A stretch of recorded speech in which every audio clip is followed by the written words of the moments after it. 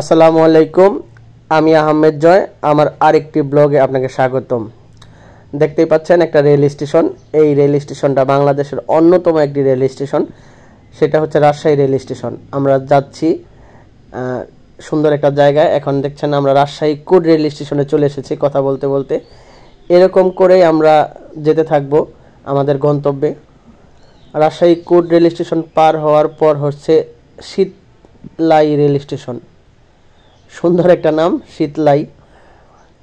আপনারা বুঝতে পারতেছেন হয়তো আমরা কোন দিকে যাচ্ছি। এটা হচ্ছে আমরা রহনপুরের দিকে যাচ্ছি। আমাদের ট্রেন চলতেছে সুন্দরভাবে, দেখতে থাকুন।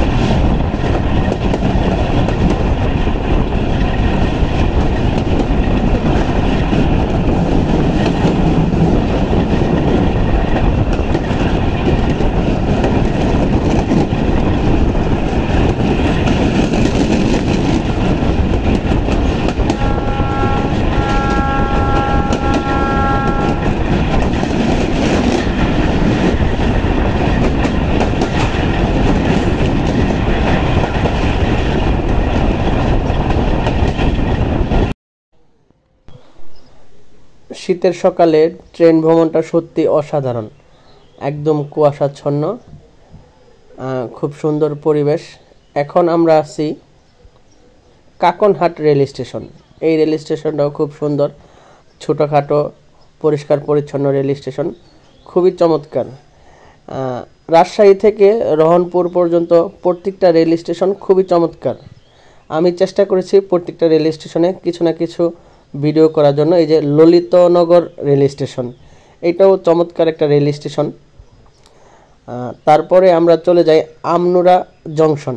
এখান থেকে হচ্ছে জংশন, যেহেতু একটা হচ্ছে চাঁপাইনবাবগঞ্জ এবং হচ্ছে আরেকটা রহনপুর চলে গেছে লাইন, এর জন্য হচ্ছে এটা আমনুরা রেল জংশন। যেহেতু হচ্ছে আমরা লোকাল ট্রেনে যাচ্ছি, মোটামুটি যাত্রীর খুবই চাপ, চেষ্টা থাকতেছে দেখানোর জন্য। আমরা এই মুহূর্তে রহনপুর রেল স্টেশনে চলে এসেছি। একদম এটা চাঁপাইনবাবগঞ্জের মধ্যে শেষ rail station Rohanpur rail station. খুবই ঐতিহ্যবাহী ও সুন্দর রেল স্টেশন। এই রেল স্টেশনটা দেখে আমার খুবই ভালো লাগছে। এখানে একটা ইন্ডিয়ান মালবাহী ট্রেনও সাজানো আছে। আমরা এখন নাস্তার জন্য তৈরি হচ্ছি, নাস্তা খেতে হবে, যেহেতু মোটামুটি প্রায় 10টার কাছাকাছি বাজে। রেল স্টেশনের পাশেই একটা হোটেল, খুবই ভালো মানের খাবার দাবার পাওয়া যায় যতটুকু শুনেছি, তৃপ্তি হোটেল অ্যান্ড রেস্টুরেন্ট। এখানে আমরা সকালের নাস্তার প্রস্তুতি নিতেছি। দেখি আজকে সকালের নাস্তায় কি খাওয়া যায়। পরোটা, ডাল, ডিম ভাজা, এবং এখানকার মিষ্টি নাকি খুব ভালো, তাই একটা করে মিষ্টিও নিয়েছি। দেখি খাবারের স্বাদ মান খুবই ভালো, আর তুলনামূলকভাবে দামও কম। আমরা রহনপুর থেকে নাস্তা করে এখন আমরা যাচ্ছি, আমাদের পরবর্তী গন্তব্য হচ্ছে বাংলাদেশের প্রাচীনতম একটা মসজিদ, সেটা হচ্ছে ছোট সোনা মসজিদ। আর এই ছোট সোনা মসজিদ নিয়ে অনেক ইতিহাস আছে। সোনা মসজিদ স্থলবন্দর আছে এখানে। আমরা স্থলবন্দরও চলে এসেছি এই মুহূর্তে। ইমিগ্রেশন, এখান থেকে ইন্ডিয়া যাওয়া যায়।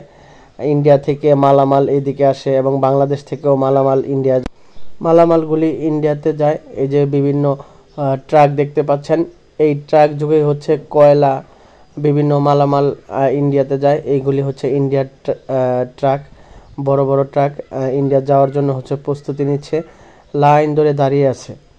এই রাস্তা দিয়েই হচ্ছে ইমিগ্রেশন করে ইন্ডিয়াতে যাওয়া আসা করে, ইন্ডিয়া থেকে আসে। তো আমরা সোনা মসজিদ স্থলবন্দর ঘোরা শেষ করেই একটা প্রাচীনতম নিদর্শন, বাংলাদেশের একটা ঐতিহ্যবাহী মসজিদ, সেটা হচ্ছে ছোট সোনা মসজিদ। আমরা ছোট সোনা মসজিদে চলে আসছি। দেখেন এত সুন্দর একটা মসজিদ, আর কারুকাজ দিয়ে তৈরি। যদি আপনি স্বচক্ষে না দেখেন আসলে বুঝতেই পারবেন না এত সুন্দর একটা মসজিদ বা পুরাণ নিদর্শন এখানে রয়েছে। আপনারা যত কাছে যাবেন এই মসজিদটির, তত এরকম শিল্প নকশাগুলি দেখতে পারবেন। চমৎকার, অনেক সুন্দর মসজিদ। দেখুন কি নিখুঁত কারুকার্য, যা আসলে চোখ দিয়ে যদি না দেখেন আপনারা বুঝতে পারবেন না। তাই আপনাদের একবার হলেও এইখানে যাওয়া উচিত। আমরা এটার ভিতরে যাব, আপনাদের ভিতরের অবস্থানগুলি দেখানোর চেষ্টা করব। যেহেতু লাইট বন্ধ, তো ক্যামেরা একটু হচ্ছে সমস্যা হচ্ছে, যেহেতু দিনের বেলা লাইট টাইট অফ, একটু অন্ধকার অন্ধকার। দেখেন এত সুন্দর একটি মসজিদ, যদি আপনারা সময় পান অবশ্যই এখানে যাবেন, খুব ভালো লাগবে। আমার সময় হয়েছিল তাই আমি এই ছোট সোনা মসজিদ ঘুরে আসছি। এই যে দান বাক্স, আমিও কিছু দান করে দিলাম যতটুকু পেরেছি। আসলে দান করা ভালো। এটা হচ্ছে উপজেলা প্রশাসন শিবগঞ্জ চাঁপাইনবাবগঞ্জের অধীনে বিভিন্ন বীর শ্রেষ্ঠদের কবর, মেজর নাজমুল হক বীর মুক্তিযোদ্ধা, এরকম আরও কয়েকজনের কবর এখানে আছে, তারা রক্ষণাবেক্ষণ করতেছে। আসলে এই সোনা মসজিদটা চাঁপাইনবাবগঞ্জ রাজশাহীতে অবস্থিত, খুবই চমৎকার। এখানে ঢুকতে কোনো এন্ট্রি ফি নাই, আসলে আপনি সময় নিয়ে যাবেন। ছোট মসজিদ কিন্তু ভালো। তারপরে আমরা দুপুরের খাবার সেরে নেই। দুপুরের খাবারে হচ্ছে গরুর মাংস, বাইং মাছ, ভর্তা কয়েক পদের, সবজি ডাল, খুবই চমৎকার। খাওয়া শেষে একটু দই খেলাম। আসলে এইখানকার দই খুবই মজাদার, অসম্ভব রকম মজা এই দইটা। তো আমাদের খাওয়া দাওয়া শেষ করে আমরা এখন রাজশাহী শহরে যাওয়ার উদ্দেশ্যে রওনা দিতেছি চাঁপাইনবাবগঞ্জ থেকে শৌখিন এক্সপ্রেসে।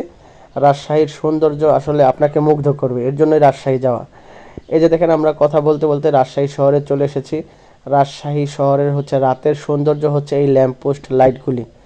আপনারা যখন এই লাইটগুলি দেখবেন, এত সুন্দর একটা শহর, পরিষ্কার পরিচ্ছন্ন আলোকোজ্জ্বল শহর, তখন আপনাদের মন এমনিতেই ভালো হয়ে যাবে।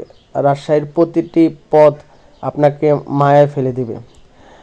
রাজশাহী রেল স্টেশনটাও খুবই চমৎকার।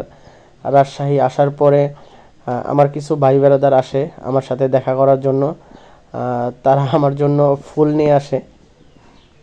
এই যে দেখেন ফুল, এই ফুল দিয়ে আমাকে তারা বরণ করে। আসলে তাদের ফুলটাও যদি ছোট হয়, কিন্তু তাদের ভালোবাসাটা অনেক বড় ছিল। আমরা এখন রাজশাহী রেল স্টেশনে ঢুকতেছি। আমাদের পরবর্তী গন্তব্য হচ্ছে বাংলাদেশের সর্বশেষ সীমানা তেঁতুলিয়া। আমরা তেঁতুলিয়া যাব। তেঁতুলিয়া যাওয়ার জন্য হচ্ছে রাজশাহী রেল স্টেশন থেকে বাংলাবান্ধা এক্সপ্রেসে করে আমরা পঞ্চগড় যাব। পঞ্চগড় থেকে হচ্ছে আমরা তেঁতুলিয়াতে যাব। তো আমার পরবর্তী ব্লগ অবশ্যই তেঁতুলিয়ার কাঞ্চনজঙ্ঘা। দোয়া করবেন আমরা যেন কাঞ্চনজঙ্ঘা দেখতে পাই। তো সবাই ভালো থাকবেন, সুস্থ থাকবেন, আমার জন্য দোয়া করবেন, আপনাদের জন্য দোয়া রইল। আমরা এই ট্রেনে এখন পঞ্চগড় চলে যাব। সবাই ভালো থাকবেন, সুস্থ থাকবেন। আবার অন্য কোনো ব্লগে দেখা হবে। আসসালামু আলাইকুম।